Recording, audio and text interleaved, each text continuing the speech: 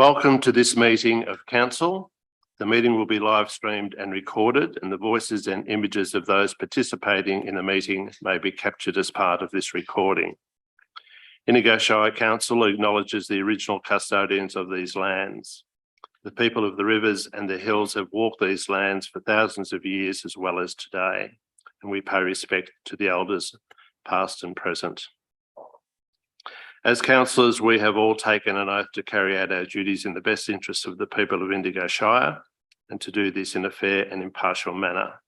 We are all committed to exercising the council's powers and functions to the best of our skills and judgment. Do we have any apologies and leaves of absence?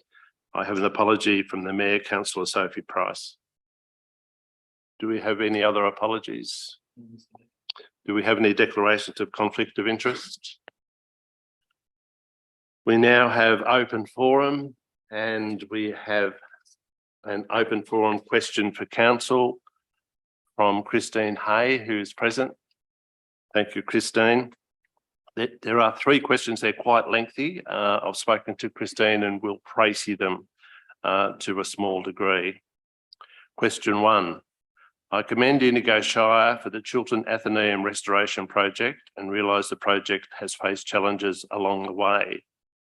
The statement that the project is on schedule conflicts with the continual pushing forward of the completion date. With the Athenaeum building being closed for more than 2 years and the ever moving forward of the completion date, an air of despair and despondency persists in the Chiltern community. Locals and visitors alike wonder if the building will ever be open and functional again. Surely after such an extended time, it is a matter of urgency to work towards completion of the project.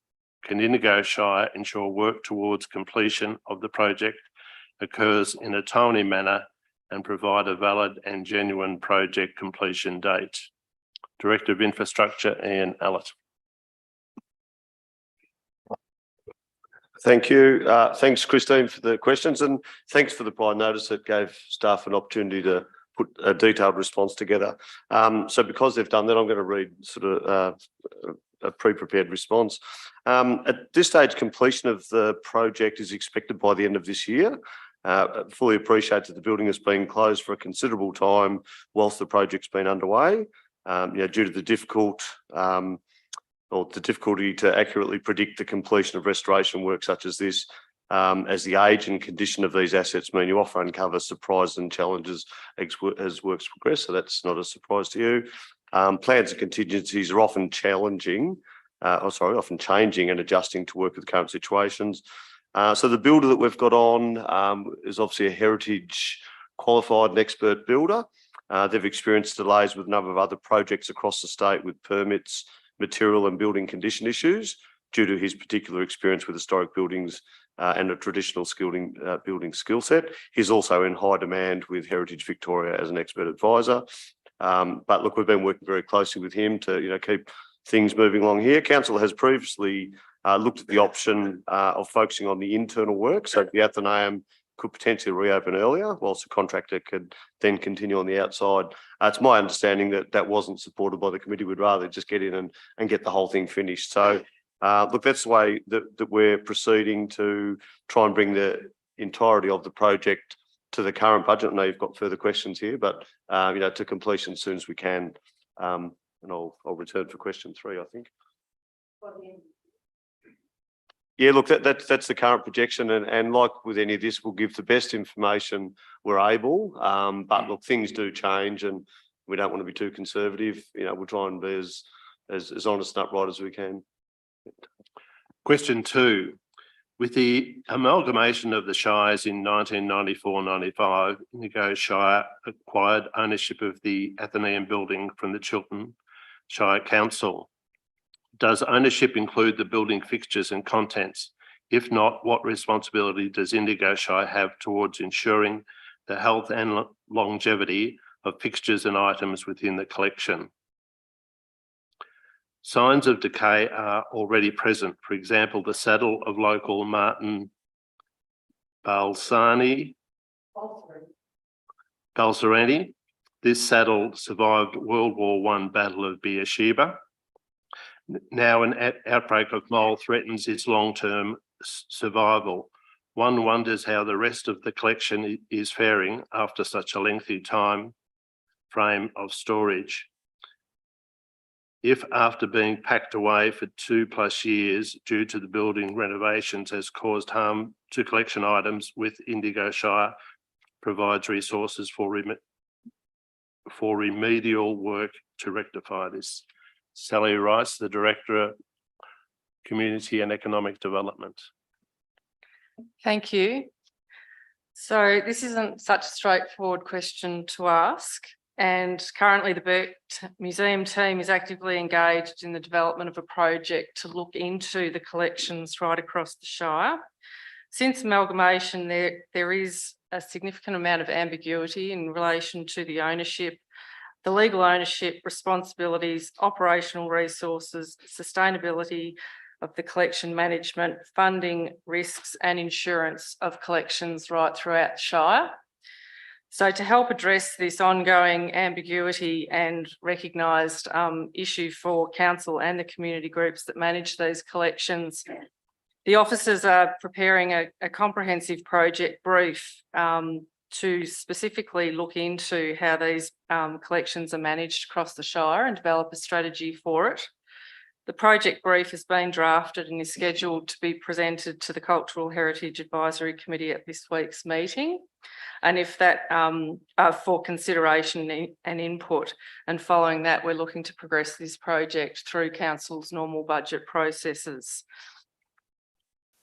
Specifically in relation to the existing collection of the Chiltern Athenaeum, the Burke Museum team has provided assistance, materials and guidance in the temporary relocation of the collection and furnishing it in storage for the duration of the renovation works. The move was designed to ensure the safety of all of the objects, and storage is generally quite a secure environment for public displays, a more secure environment than on public display. Unfortunately, the saddle has a history of active mould and it's had a flare-up during this relocation.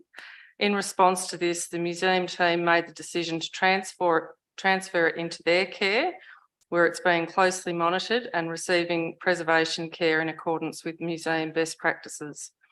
The saddle has since remained in a stable condition and is now with a professional conservator, the same person who addressed the previous mould flare-up. The Cultural Heritage team remains committed to providing ongoing support to the Athenaeum Committee and is prepared to work with them on any occasion or whenever they're seeking advice. Question 3. The restoration project completion date is now set for December 30, 2023. On 6 July, Indigo Shire advised the Chiltern Athenaeum Committee that funds to provide temperature control were not available. I would also like to congratulate the committee, which over a period of 6 weeks has raised $20,000. To raise the $100,000 needed may be a pipe dream, but fundraising continues and the Chiltern Athenaeum Committee continues searching for appropriate grant money. Can Indigo Shire provide support to the Athenaeum in fundraising ventures and do whatever is needed to acquire funds to include the installation of climate control as part of the Chiltern Athenaeum Restoration Project? The Director, Infrastructure Services, Ian Allett. Thank you, and thanks again, Christine. And obviously, your question had a little bit more than what the chair just read out. So, a little bit of background. So, a ducted climate control system was initially proposed in the proposed scope that went out to tender, but after receiving tenders, it was revealed that the project budget couldn't support the cost of that system, and the essential sort of restoration activities of the building were given a higher priority. Council explored at the time the option of a more cost-effective split system arrangements with the builder. This was proposed but wasn't supported by Heritage Victoria as being too intrusive to the fabric of the building, and I think you're aware of that. So Council is currently looking at a revised design from a mechanical engineer that may identify a more cost-effective heating and cooling system. Any revised design will form the part of future funding considerations. I know we've got a number in front of us at the moment, but you know, we're hoping that we might be able to revise that downwards a little bit. And officers have been working with the committee to support funding options, including suitable grant opportunities, and currently assisting with the current application. So the council CEO advised the committee at a meeting held in June.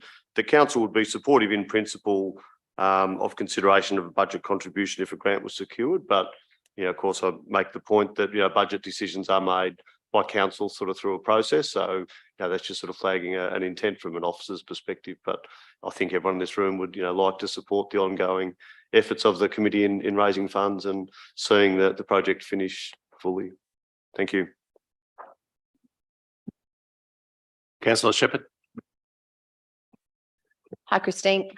I'm the chair of the Cultural Heritage Committee and we're meeting Thursday. And I think we can add that to, especially the thing about the air conditioning as part of the discussion, really, because that they are very skilled and knowledgeable. They came and visited.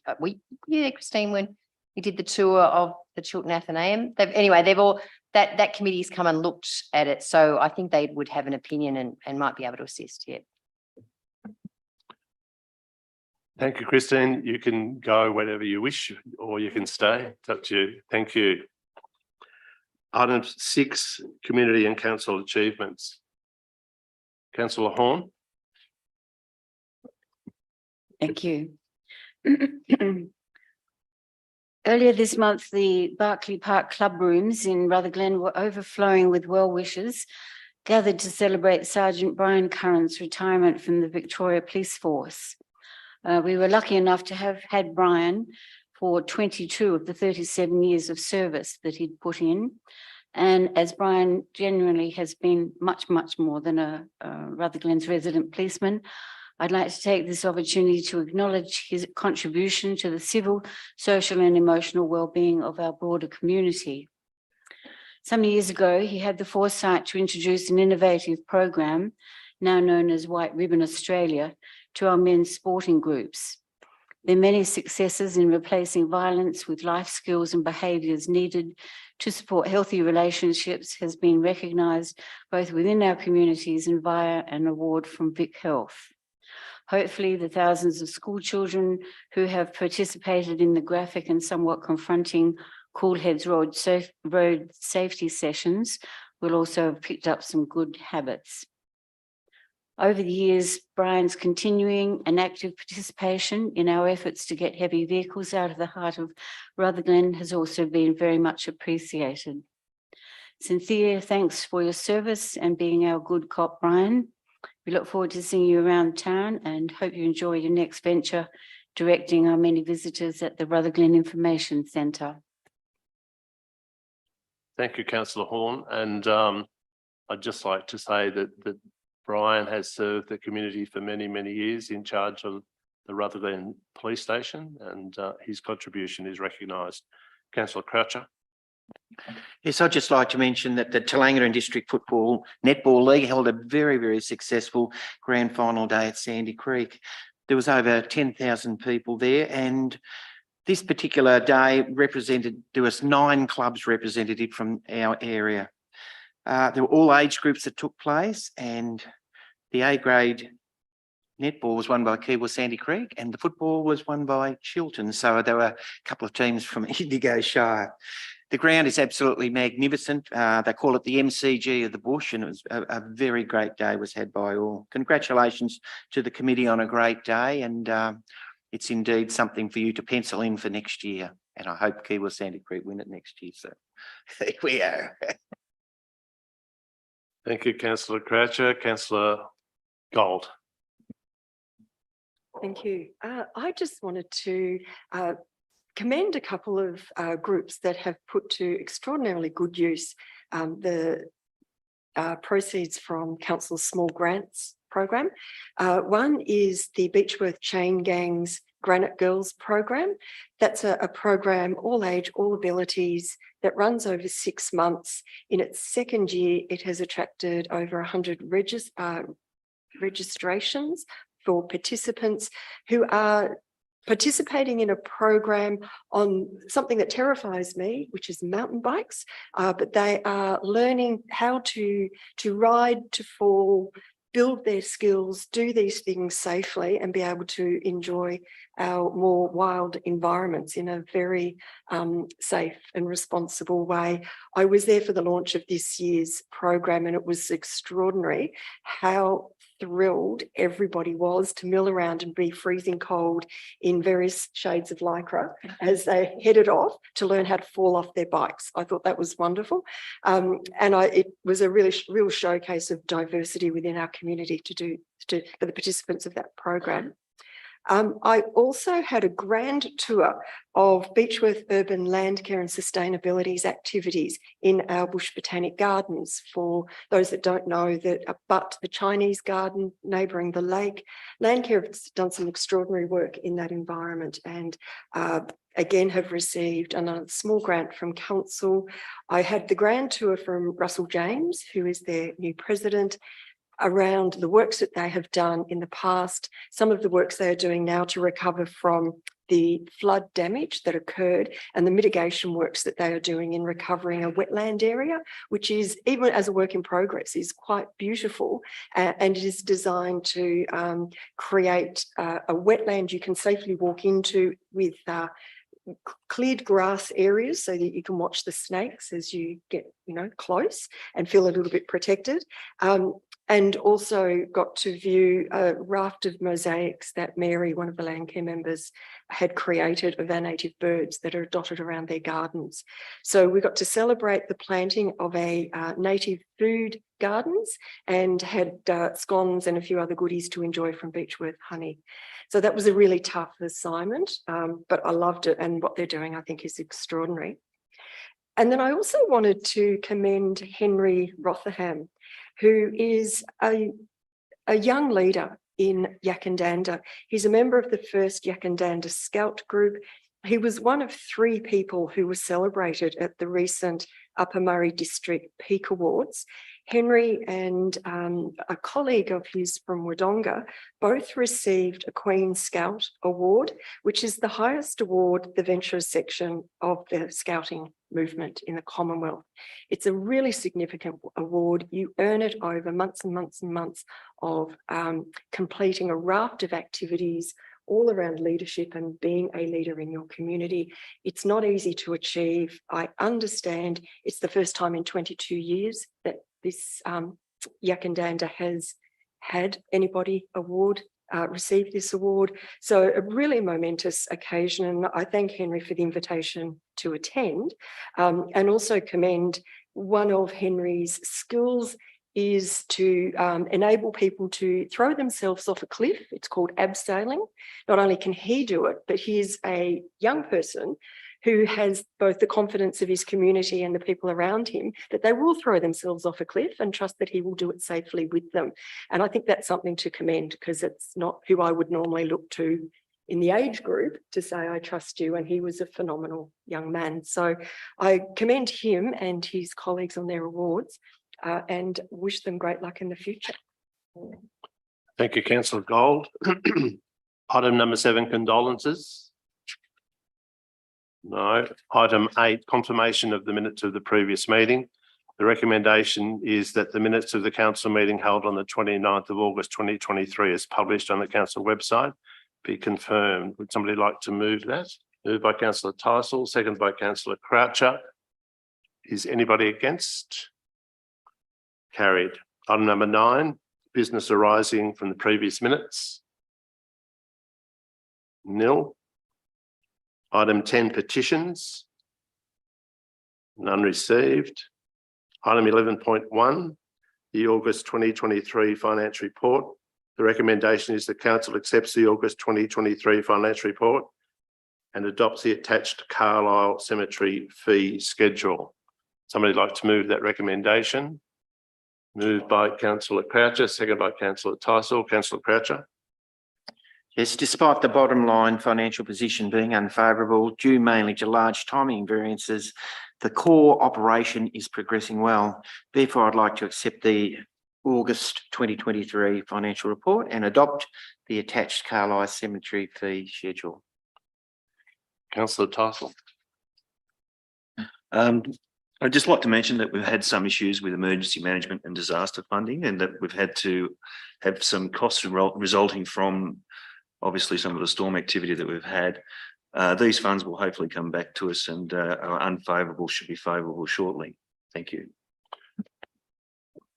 Would anybody else like to speak to the motion? Well, I've just got a question for the Director, Planning and Corporate Services.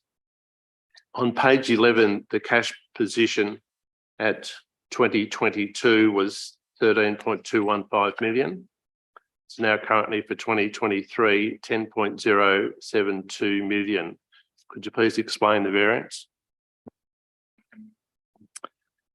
Yeah, the difference between the 2 years is mostly in capital. There's obviously cash movements between a number of accounts, but the easiest way of explaining that is to say that as we've been getting on and delivering the capital works projects, where we're spending the capital, and there is a difference between the 2 years in the timing of the income. So we've received some income a bit earlier, and now we're getting on and spending it and delivering projects.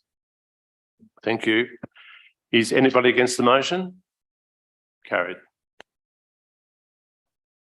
Item 11.2. The recommendation is the council, pursuant to Part 4, Division 3, 99(2) of the Local Government Act 2020, approves in principle the 2022-2023 performance statement and financial statements. And 2, nominates in accordance with Part 4, Division 3, 99(3) of the Local Government Act 2020, 3 councillors, being Councillors Price, Gaffney and Teisel, as signatories, with authorisation given for any 2 of the nominated 3 councils to certify the 2022-2023 performance statement and financial statements, along with the CEO and Principal Accounting Officer, in their final form, after any changes recommended or agreed to by the auditor have been made. Somebody like to move that recommendation? Moved by Councillor Gold, seconded by Councillor Teisel. Councillor Gold. Thank you. I think the in-principle approach to accepting the annual financial statements, it's a strong way forward, where we have a progress report, we understand the direction that we're heading in, that we know that there are some further details to come and perhaps a few points to clarify. But I've certainly appreciated receiving the preliminary documents and having an understanding that we are on track with our items explained accordingly. And as such, I recommend that we go ahead with the in-principle support. Councillor Teisel. Yeah, I'd just like to note that our current financial position has been audited by the Victoria Auditor General's Office. This should come back to us with any recommendations, and then we're endorsed by this council. Thank you. Would anybody else like to speak to the motion? Do you wish to sum up, Councillor Gold? Is anybody against the motion? Carried. Item 11.3, the recommendation is the council approves application PP 230018 for the construction of a dwelling in a farm zone at Shanahan Lane, Yakandanda, and issues a notice of decision to approve the permit in accordance with the conditions at attachment 3. Would somebody like to move that recommendation? Councillor Shepherd, seconded by Councillor Gold. Councillor Shepherd. So this is for dwelling in the farming zone, and it's just under the 40 hectares that is normally required for a single dwelling in the farming zone. But as the planner has said, they must seek a balance between the need for development in the farming zone versus the agricultural potential of the site. And we know that with the appropriate expertise, which I know Vicky Johnson's in the room and certainly has the appropriate expertise to increase the productivity of that space. So she will be farming there, and it already contains existing farming structures. And as such, it considered appropriate to allow the development of a single dwelling. So yeah, I think that's certainly for approval. So Councillor Gold. I think similarly to Councillor Shepherd, the ability to maximise the use of that land for farming and its original purpose is fantastic. There are existing dwellings. There's, I guess, some improvement to the quality of the dwelling to allow for it to be a meaningful residence. The issues around the site management, any impact on the native vegetation and surroundings, I think has been very well addressed. And as such, I support the recommendation. Would anybody else like to speak to the motion? Is anybody against the motion? Carried.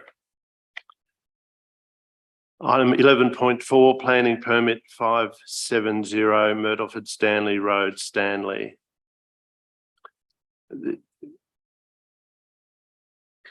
Councillor Horn. I would like to apply for a deferment of this item, please. Deferment to a certain date or time. For 1 month. Somebody like to second that motion of deferment? Second by Councillor Tyson, Councillor Hall. I'm sorry, my microphone was on. That was seconded by Councillor Tyson. Was moved by Councillor Horn. Councillor Horn. Yes, this planning application has been going since 2020. And we've had quite a few changes of staff, and there's been quite a bit of communication backwards and forwards. And I just think this last opportunity for these people to have another go at getting it across the line would be worthwhile. Councillor Tyson. Yeah, in supporting this motion to be adjourned to a further date, I'd like to mention that it does not mean that this will be approved. It's just a deferment, and that the conditions within this report will still need to be met. Would somebody else like to speak to the motion? Councillor Gold. I've just been looking through some of the correspondence and communication that has been associated with this project, and certainly recognise that it's been a long project, that the ask from the applicant has changed quite a few times, has grown in scale, which of itself is not an issue. I do refer back to correspondence from Council in March this year, which did step out the key documents that were required to be provided at the standard that is required by Council, so that the assessment could be completed.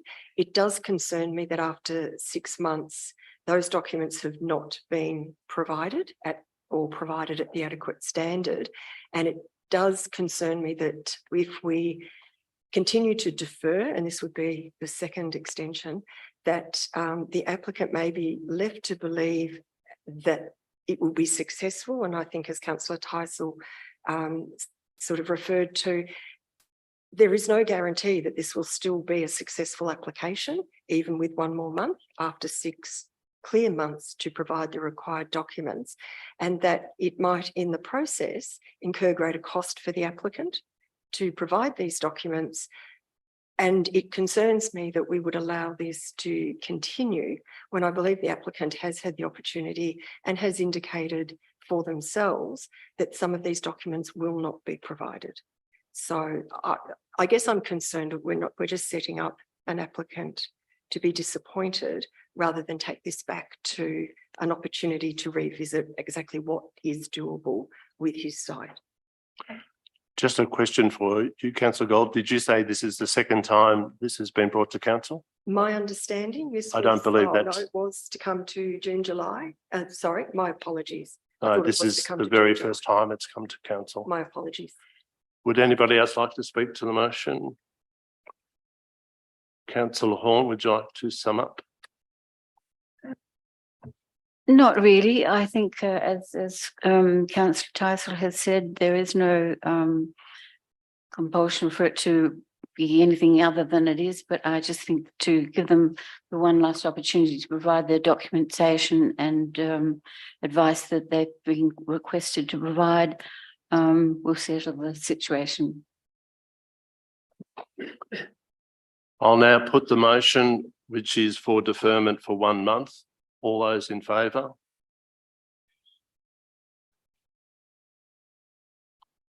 Against? All right, we'll now vote for the minutes. Those in favour is Councillor Horn, Councillor Tyson, Councillor Croucher, Councillor Gaffney, Councillor Shepherd. Against? Councillor Horn. Carried. Gold. Carried. Item 12.1, Australia Day Review Final Report. The recommendation is that Council receives this report documenting the Australia Day Review project. 2, receives and notes the recommendations provided by the working group outlined in this report.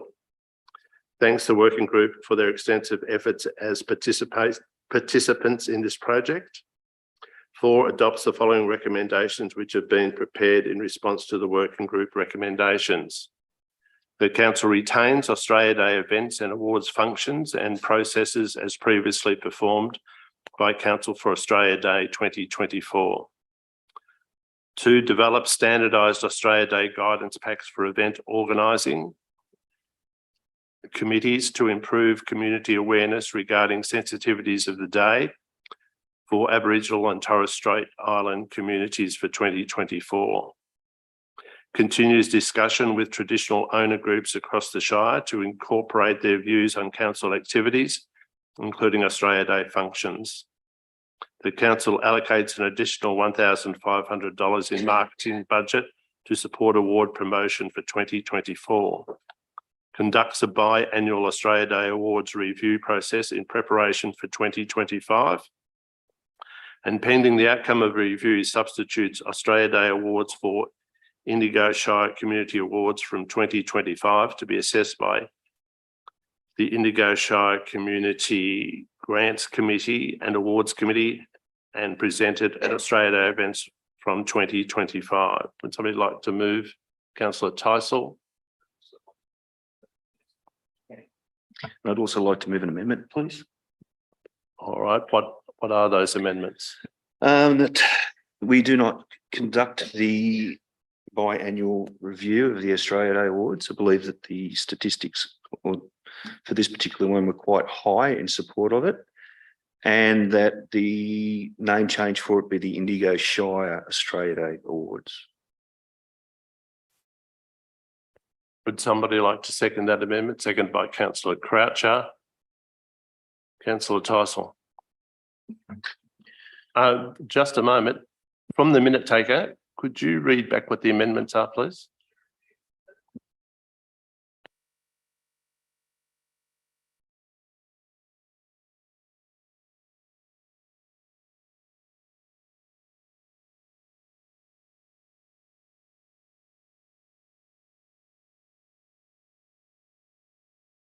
Thank you. Councillor Tyson. Yeah, I'd like to thank the work that the committee has done on this, but also like to point out the high percentage of people that still support Australia Day being 66%, with 90% of people wanting awards given out on Australia Day. I believe that a biannual review at this point is not necessary, and that if the circumstances around Australia Day are to change significantly, there's an option for any other further council to make the changes necessary at that time. But I do not want to preempt a result being different based on the figures that we have from the surveys that we've conducted across the Shire, which took in a great diversity of ages, gender and locations. Thank you. I probably should have said just a moment that the amendment became the motion. Yeah, that is the motion. That's fine. So were you speaking to the amendment or the motion? Both. Does that mean? So that means we can't, if we're voting against the amendment, we're voting against the motion. Yes. It has changed it. Just a moment, the CEO. So there is no motion on the books. You're first. So you have moved the motion. You have amended our words, but you have moved the motion. There is no amendment being debated here today. Your motion is the motion. Yep, that's how I understood it as well. Councillor Croucher. Yes, I'd just like to endorse what councillor Tyson has said. I think it's just terrific for the Australia Day events and awards functions to continue in the future, but I don't think it is necessary for the biannual Australia Day review process. I think that once the new council comes in, they can start to have a look at that sort of thing. Would somebody else like to, councillor Shepherd? So I'm always annoyed having to argue against the amendment rather than speak to the motion that's here, because I mean, this is a great amount of work that's been done. The amendment around not having a review in 2 years, I think is, and changing the name of the awards, I think is disrespectful to this working group that we asked to go out and do this engagement. And if I could speak to the engagement, it's a group of 14 people of real wide variety of opinions who have worked an engagement program to speak to the whole of the Shire and get their feedback. They then, even though some of them I know wouldn't have agreed with that feedback, have given us a report through Susan Benedica, the consultant, the convener, and they've given us a list of recommendations. Now, to ask them to do all that work and then not to accept their recommendations, I think is disrespectful to the process, which I think was a very good process, and I think was I think they're very good recommendations. So I will have to vote against your motion, your resolution, but I'm very much for the great work that this group has done, and I really appreciate that it's a difficult area of discussion, Australia Day, and I think they've done it with respect, and I've been really impressed with the way they were able to speak to it. So, yeah, if I could just leave it there. Just on that, I've got a question for the Director, Community and Economic Development. Councillor Shepherd refers to 14 people being on the committee. Are you able to tell me how many surveys were done in the community? I know that there was a huge amount. I would be quickly scanning through the report to get the data that was gathered, but it was a significant effort that was undertaken, and the feedback from the community was one of the best, not the best, but the second highest responses ever received by Indigo Shire, as I understand, for community engagement with, just trying to find the numbers quickly. Would it be in the hundreds? Yes. Oh, here we go, 752 responses. That's amazing. So a committee of 14, but 752 results from the survey. That's right. That's absolutely outstanding. Through a really diverse range of engagement activities that were headed up by the process outlined by the working group. Would anybody else like to speak to the motion? No. Would you like to sum up, Councillor Tyson? Yeah, just in summary, Australia Day is a controversial subject, as Councillor Shepherd and my opinions are quite different here. This is not being disrespectful for the working group, as most of the recommendations I'm quite happy with. But I think we've had a strong, by the statistics, supportive community towards the day, and I figure we need to show strong leadership in this area and actually approve it and move on. I did ask before whether anybody else wished to speak to the motion, but you were otherwise engaged. In that case, I'll put the motion. All those in favour? Against? We'll now name those in favour is Councillor Horn, Councillor Tyson, Councillor Croucher, Councillor Gaffney. Against, Councillor Shepherd and Councillor Gold. Item 12.2, Chiltern Land Development Project, Draft Community Precinct Conflict Plan. The recommendation is the council receives the following report describing the process, community working group oversight and community engagement undertaken to develop the draft Chiltern Land Community Precinct Concept Plan. 2, receive and notes the draft Chiltern Land Community Precinct Concept Plan. And 3, undertakes a 30-day public exhibition process to receive final feedback from the community on the draft Chiltern Land Community Precinct Concept Plan. Somebody like to move that recommendation? Moved by councillor Tyson, seconded by councillor Shepherd. Councillor Tyson. Yeah, this is a, it's going to take a while. The process is going to take a few years. The committee has underlined that aged care, small business and emergency services are sort of targeted to this area. It's great to see that this is going to go out for public review and hopefully come back, and we can hopefully start the process of actually drawing up some pictures. Councillor Shepherd. So we bought this land in December 2021. And I remember it was anonymous, unanimous, not anonymous, unanimous. We all agreed this was a great parcel of land to buy and couldn't let it go by in terms of its proximity to Chiltern. And it seems that the Chiltern residents, in responding to this with their ideas of what could happen there, are also quite excited about the potential of this space. The 2 consultants, and I haven't got their names, but Danielle and Angelica, is it? Angelica, have done a great job in working with the steering committee and then working an engagement plan. I think the whole of Chiltern have just about had their say in what should happen in that space. And as Councillor Tyson said, we now have a list of preferred community ideas that would happen there. But of course, we then have to move on and market test that and check it with planning and check a whole lot of, it's going to take years to really develop that space. But it's great to see the engagement from the Chiltern community. Of course, it's going to be bigger than Chiltern, what happens in this land, in this area. It's going to be an important asset to Indigo Shire, whatever ends up there. Would anybody else like to speak to the motion?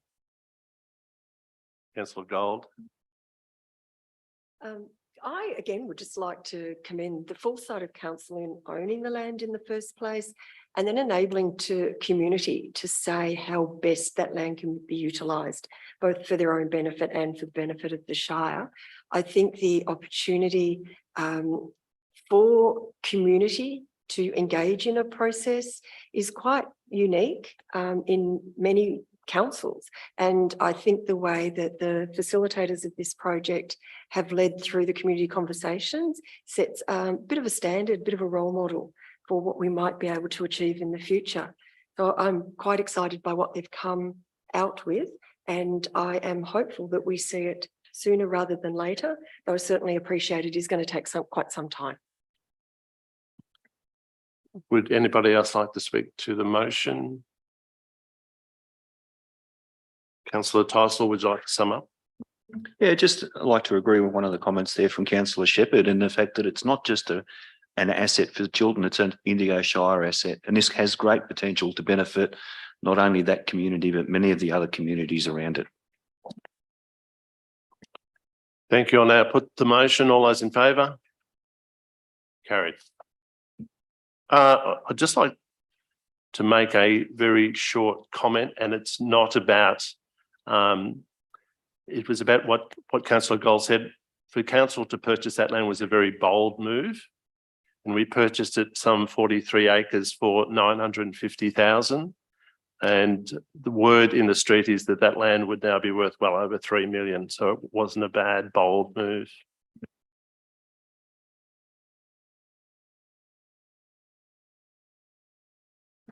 Item 13.1, the recommendation is the council notes the 2022-2023 Capital Works Annual Summary Report and the year-end achievements in the delivery of the Capital Works program. Somebody like to, Councillor Croucher, seconded by Councillor Tyson. Councillor Croucher. Yeah, the capital works team should be congratulated on achieving 85% of the program, despite the difficulties of weather, increased costs and inability to obtain certain products for various projects.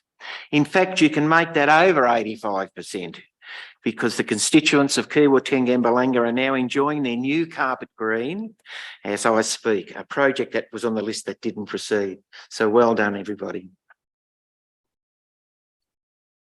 Councillor Tyson, would somebody else like to speak to the motion?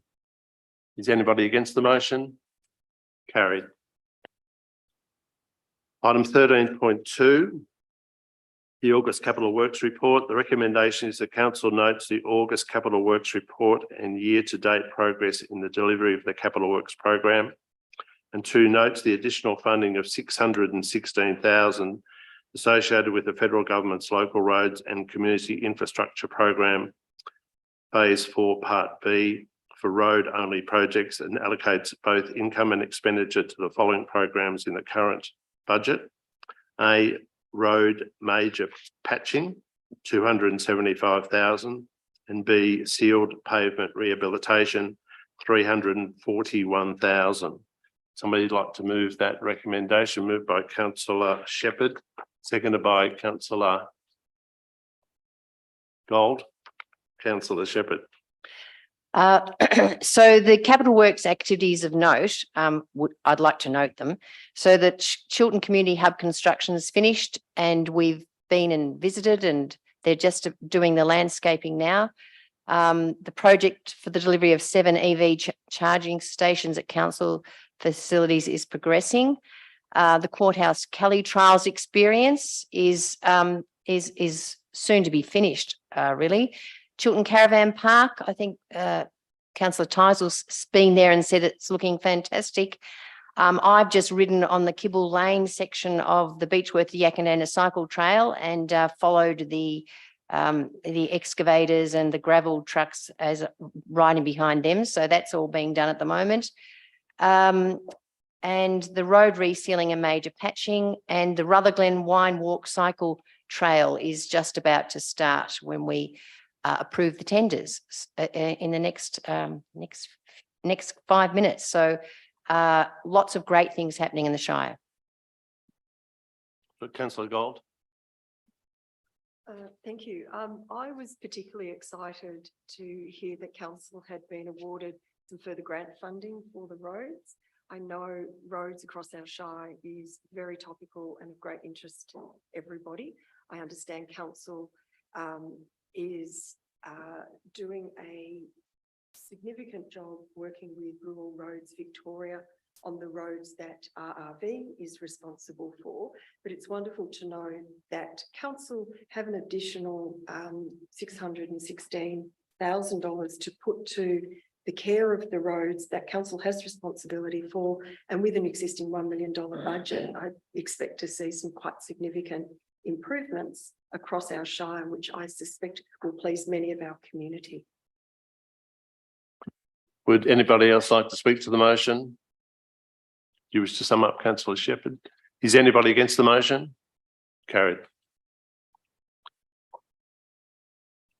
Item 13.2, the recommendation is that council notes the August Capital Works Report and year-to-date progress in the delivery of the Capital Works program, and 2, notes the additional funding of $616,000.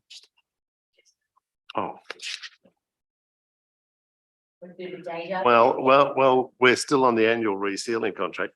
The recommendation is the council awards contract 2323001, annual reseal contract for 23-24 to Boral Resources for the amount of $562,691, and 2, authorises the CEO to execute the contract documentation and authorises the CEO the financial delegation to approve contract variations up to a total of 10% of the signed contract value.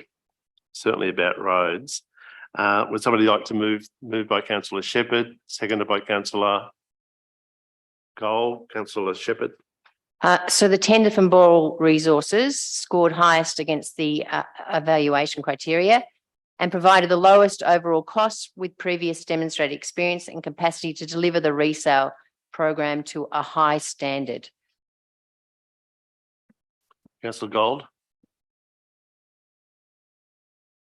Would anybody else like to speak to the motion? Is anybody against the motion? Carried. Item 13.4, award contract regarding the Rutherglen Loops Murray Valley Highway Works. Recommendation is the council awards contract 2122045003 Rutherglen Loops Murray Valley Highway Works and Crossings to O'Loughlin's Excavations for the amount of $946,464, excluding GST. 2, authorises the CEO to execute the contract documentation. And 3, authorises the CEO the financial delegation to approve contract variations up to a total of 10% of the signed contract value. Somebody like to move that recommendation? Moved by Councillor Shepherd, seconded by Councillor Tyson. Councillor Shepherd. I was part of a business case committee a while ago looking into this wine loop. So it was probably about 3 or 4 years ago. But in October 2022, we received a funding agreement from the federal government through the Building Better Regions Fund, providing 5.1 million towards the construction of 48-kilometre trail that will go all around the wineries. Now, these, which is exciting. I remember last year when the winery group came to speak to us about how that's going to change their businesses for them and how they're going to be able to value add to that loop. So it's a pretty exciting project. These next 2 motion resolutions mean that we've put out 3 different tenders. One of them is the CEO is within his a delegation, thank you. So it's under the $500,000. But these, so they're 3 at once. They're going to be starting work all at once. So Rutherglen, look out. There'll be lots of work happening. And I'd just like to recommend this particular award contract to whoever this person is, to O'Loughlin Excavations. Councillor Tyson. Yeah, great opportunities for Rutherglen again. This will link up many of the wineries, many of the businesses, and provide an overall amenity to the community that will be very, very healthy. Would anybody else like to speak to the motion? Councillor Horn. I'd just like to ask Ian Elliott, our Director of Infrastructure Services, a question. When you look at the map, the 2 different routes between this, where are we going here? There's 2, as Councillor Shepherd said, there's 3 different sections, but there's 2 sections that look pretty much the same size. And I'm wondering why there's quite a large difference in the costings of those. I wonder if Mr. Elliott could please explain that situation to us. Thank you, through you, Mr. Chair. Yeah, so look, you're referring, I think, to the more expensive one being the recommendation that's in front of you at the moment. So the Murray Valley Highway section at a tendered cost of $946,000. There are some challenges along the Murray Valley Highway, so some difficult roadside drainage to deal with in places. There's native vegetation impacts. There's road crossings that aren't simple when you're crossing state highways. The adjacent section, which is not on tonight's agenda, it moves from Jacks Road sort of into the Rutherglen Township. It's a much lower cost package, and that's the one we've referred to that would be recommended to the CEO under his financial delegation. The cost of those works are a lot less, and in large part because part of that section of path will be built as an on-road solution. So where I think it's Graham's Lane, is it? What's the road between Jacks Road heading back into Rutherglen? Yes, I think it is Graham's Lane. That section of road certainly is lowly trafficked. It's a gravel road and there's quite significant roadside vegetation. So, we end up with a better environmental and a lower cost outcome for the time being. And if over time that road becomes too busy and, we can look at other options down the track. But certainly for now, that's what's proposed as the design solution for that section. So it's a much lower cost.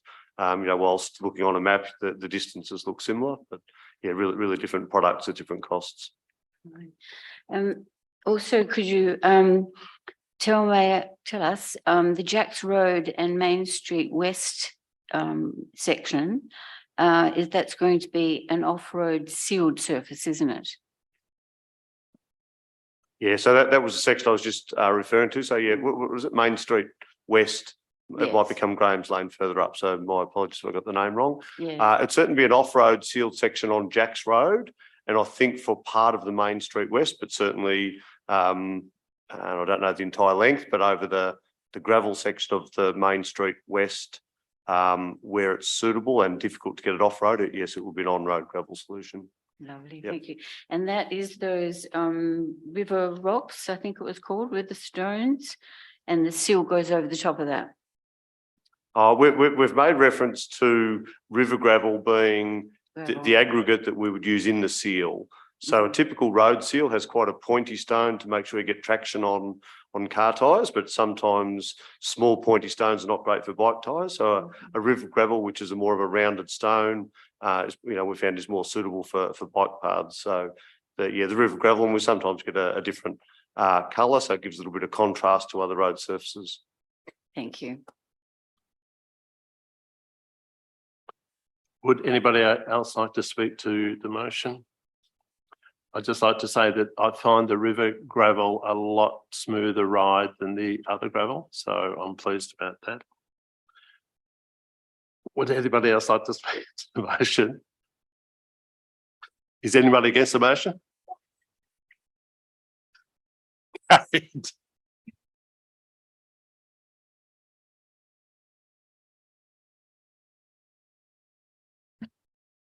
Item 13.5. The recommendation is that council awards contract 2122-045, Rutherglen Loops, Rutherglen Shared Paths to ATV Civil for the amount of $714,330,000. 3, authorises the CEO to execute the contract documentation and authorises the CEO the financial delegation to approve contract variations up to a total of 10% of the signed contract value. Would somebody like to move by Councillor Tysell, seconded by Councillor Croucher? Councillor Tysell. Yeah, this is an add-on to the same project as previously spoken about. This will enable our cyclists and pedestrians to move safer through the town. It'll add to our will add to the already existing cycling network around Rutherglen, which is actually quite extensive and I have used quite often. And yeah, it should be a very exciting time for Rutherglen because this will hopefully all be finished by Christmas and our communities will be able to use it right throughout the school holidays. Councillor Croucher. Would anybody else like to speak to the motion? Is anybody against the motion? Carried.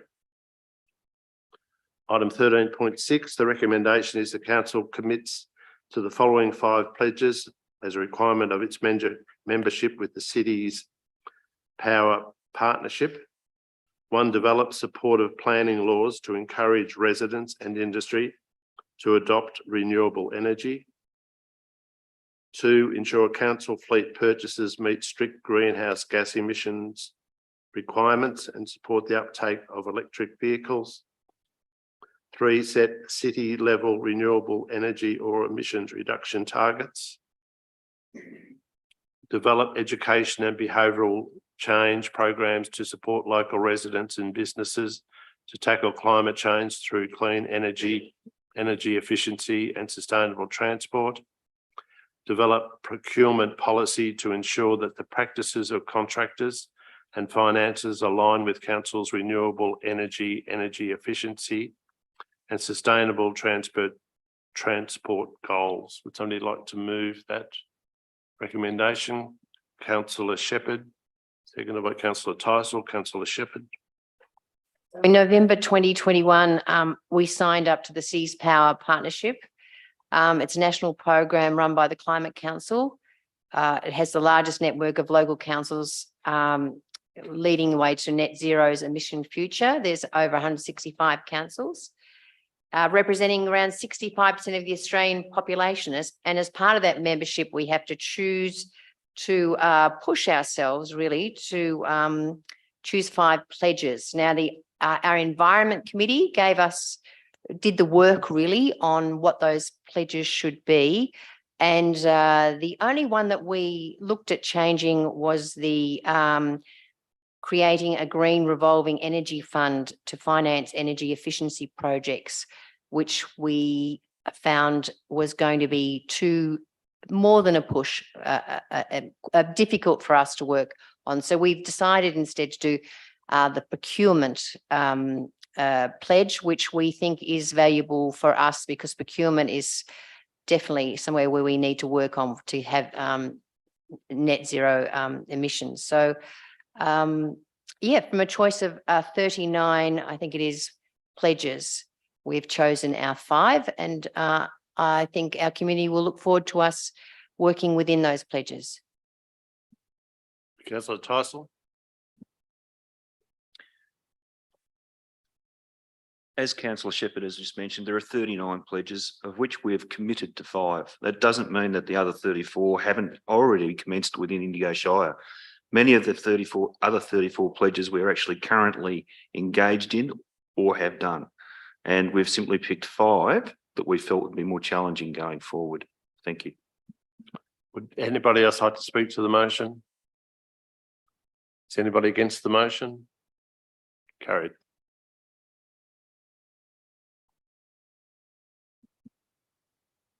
Item 13.7, the recommendation that council awards contract 2021-08102 for Kaganya Hall upgrades to Barton Street developments for the lump sum value of $480,307 excluding GST.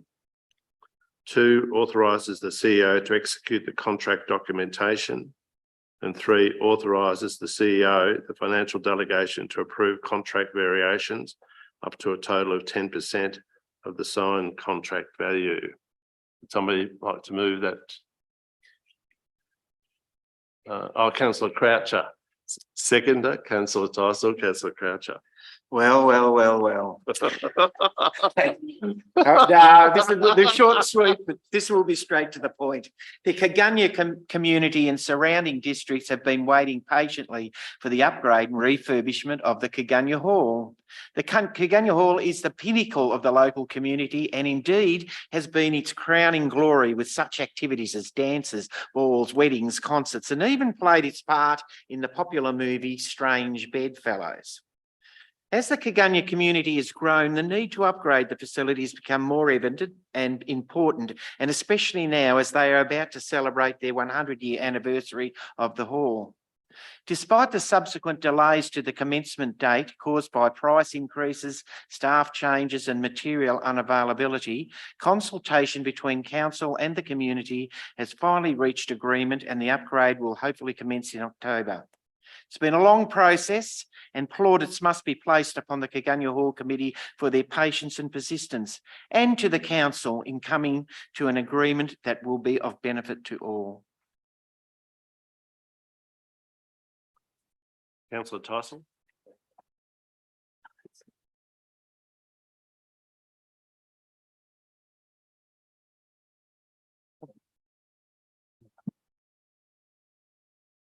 Yeah, the Kaganya Hall, I've spent quite a bit of time out at Kaganya, and it's 100 years coming up. I'd like to mention that the strong advocacy that the Committee of Management has had for that particular project over a numerous number of years is finally bringing some fruit to the table.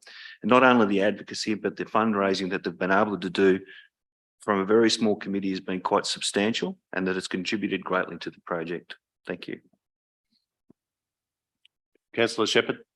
I would just like to say how excited I am that Lindsay Jarvis will have his hall upgrade, and every time I see him in the street now, I can say to him that congratulations, it's done, because it's certainly something he and his family I think the Jarvises donated the land, didn't they, for that for the whole, he's certainly been very invested. Would anybody else like to speak to the motion? Councillor Vaughan?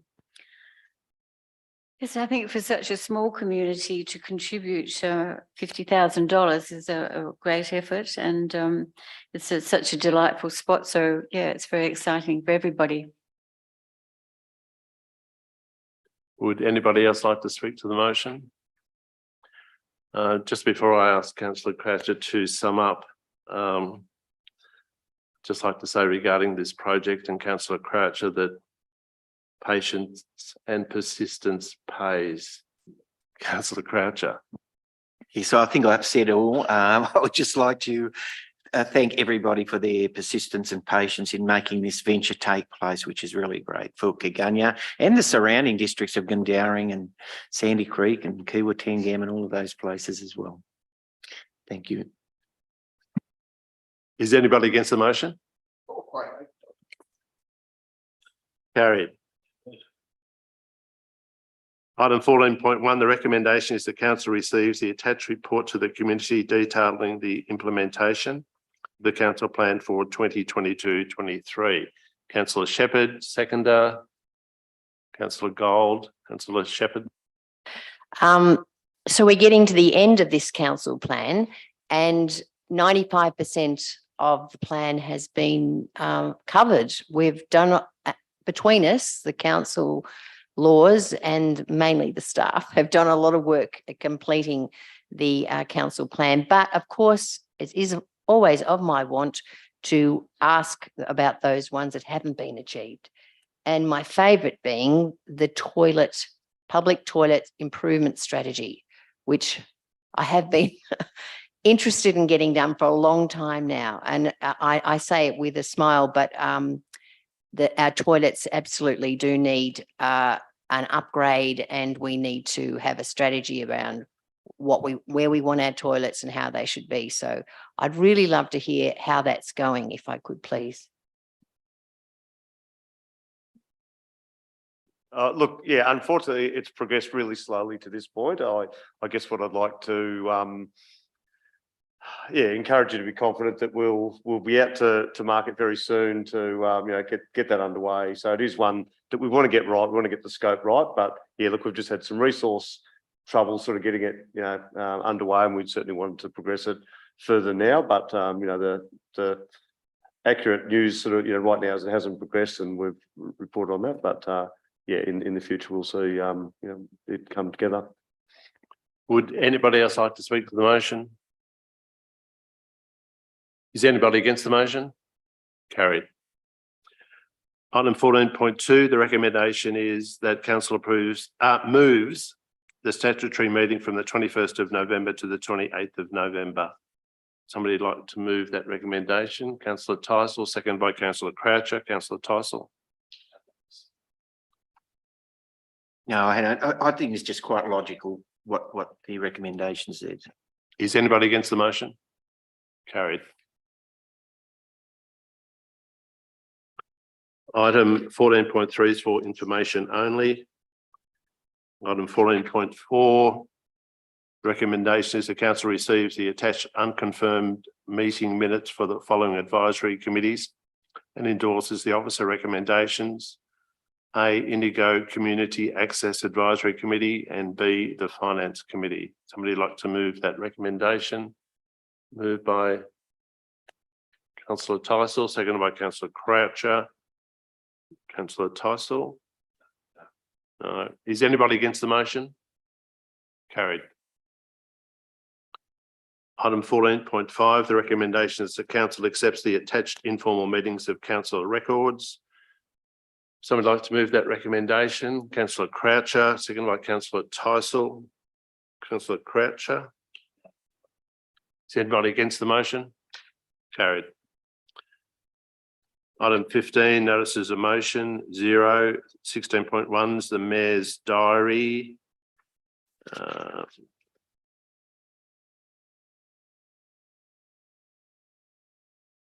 17.1, the decisions register is for information only. Item 18, general business.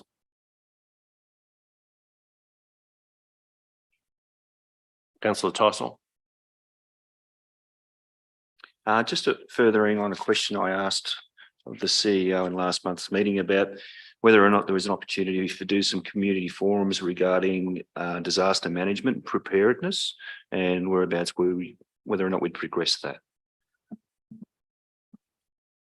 Thank you, Councillor, but I defer to our Sally Rice, Director of Economic and Community Development. Thanks very much. This matter was raised at last month's Municipal Emergency Management Planning Committee. And towards the end of the meeting, we called all the agencies that are present at that meeting to send through any community information sessions, exercises or briefings that they have planned in preparation for the summer storm and fire season. So we're still gathering that information, and we are compiling what is a fairly comprehensive list of activities that have different target audiences. Sometimes they're for response agencies, other times they're focused on communities and getting themselves and individual households and neighbourhoods prepared for any event. So there is quite a lot of activity going on. It's a mixture of being led by emergency services, council and other agencies. And so I would encourage people to keep an eye out at their emergency service websites for information of coming events, or in local media and social media for those dates to keep an eye out for. Thank you very much. That answers that question. Do we have any other general business? Councillor Horn. I'd like an update, please, on the situation Main Street, Rutherglen, in regard to Regional Roads Victoria, please.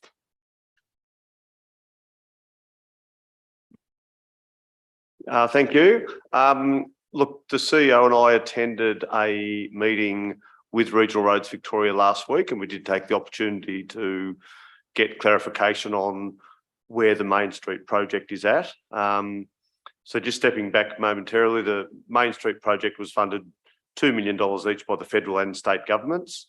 So right now we understand that it is being considered as part of the federal government's 90-day review into its infrastructure investment program.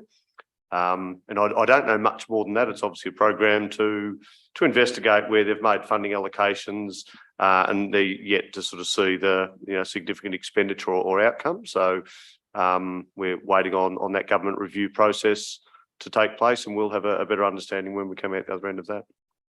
Sorry, what was the name of that review? 90-day. I could look it up. Bear with me a moment. It's a joint federal and state. The federal government and the state government are working together on projects that are jointly funded. So they're reviewing those. They've given a name, something like it's called a 90-day review or something. So they're going through a series of them. So the review's been completed, but they're now assessing a list of grants that they've given out. They're assessing the status and deciding what they want to do with the outstanding ones. I don't think it had a name other than. No, it's referred to as an independent review of the infrastructure investment program. So that's what the federal government's referring to it as. No word on when we might expect a reply?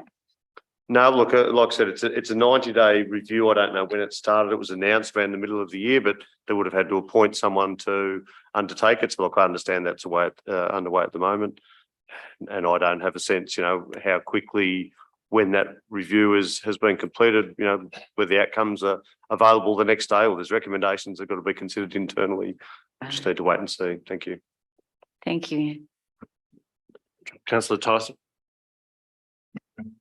Yeah, as most of us in the room would be aware that there are rumours that the Chiltern Police Station is going to be decommissioned. I'd also like to mention that the other stations in our communities that could potentially be targeted are Yakandanda and Tangambalanga, and that it's really unfortunate, and I can't understand why the government of the day keeps continually divesting from our communities rather than investing in our communities. You simply cannot improve emergency services by being further away. So I'm sort of don't understand what the thinking behind it is. And I'm hoping that through the CEO and through this council, we can advocate to continue to improve our emergency services that are provided to our communities.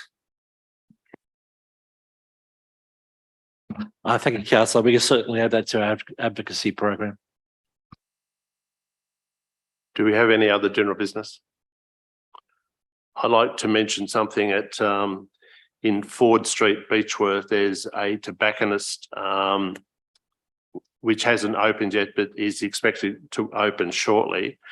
And I've been told by parents that from outside you can see that inside they've got vaping products, and they're concerned about them being sold to children. Just let the community be aware that council is aware of it. And I'm not sure of the exact laws and requirements, but we're certainly keeping an eye on it.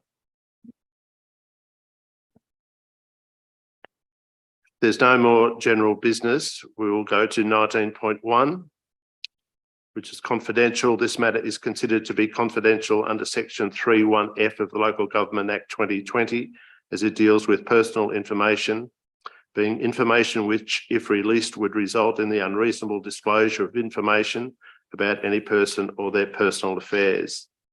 The recommendation is the council meeting be closed to the public in accordance with section 66 of the Local Government Act 2020. Somebody like to move that? Moved by Councillor Crouch and seconded by Councillor Tysell. Is anybody against?